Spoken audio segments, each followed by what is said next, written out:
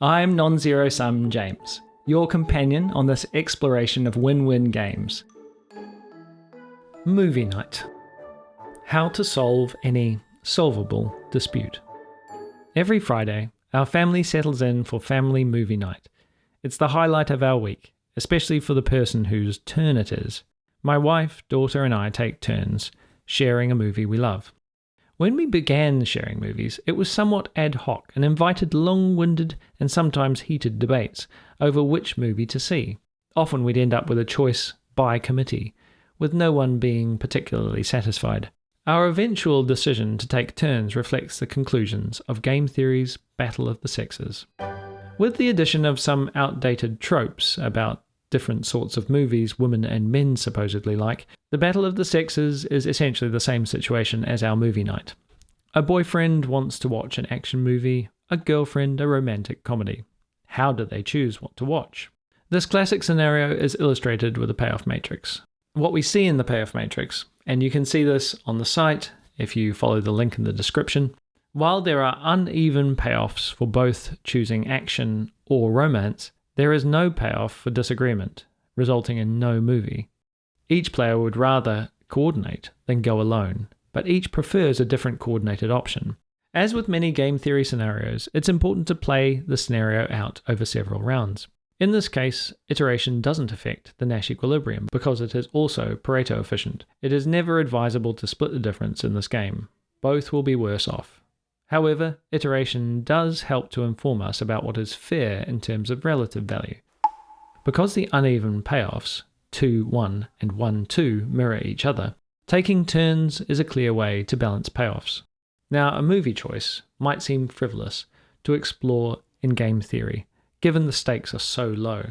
But what happens when the movie is the choice between what side of the road you're going to drive on, or how child custody is allocated after a divorce? For some situations, the iterated game will favour a turn-based solution, whereas others, there may be a prohibitive cost to switching. Turn-based. These are situations where there are equal rights and interests on both options, but simultaneous sharing is not possible. For instance, child custody between divorced parents. Time allocation using the Deep Space Network antenna. Time cannot be shared, so users bid for time blocks. Leadership of the UN Security Council rotates through its member states in alphabetical order. Olympic Games hosting is determined via a voting system. Permanent solutions.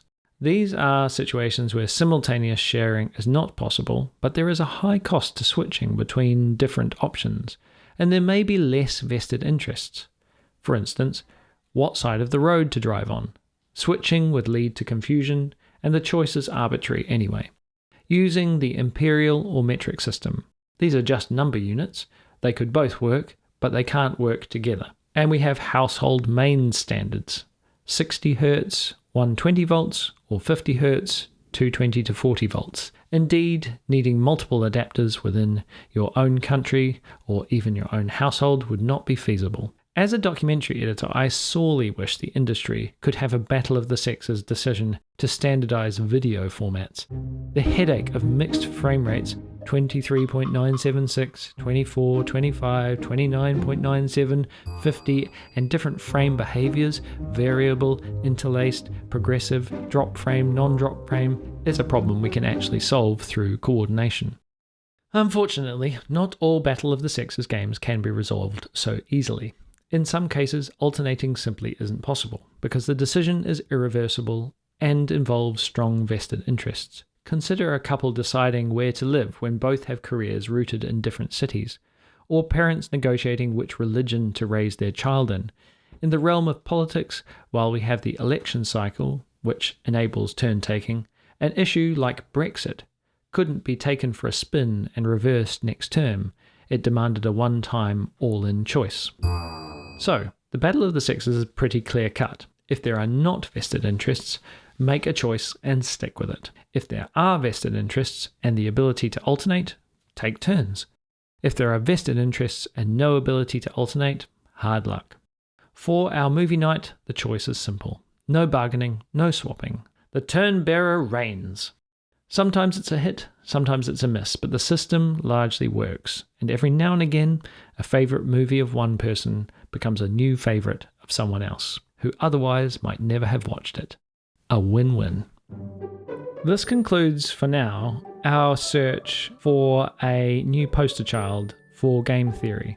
While I don't think we've necessarily found one in particular that stands head and shoulders above all the rest, I think all of these have benefits to them that make them more applicable in the real world than the prisoner's dilemma is.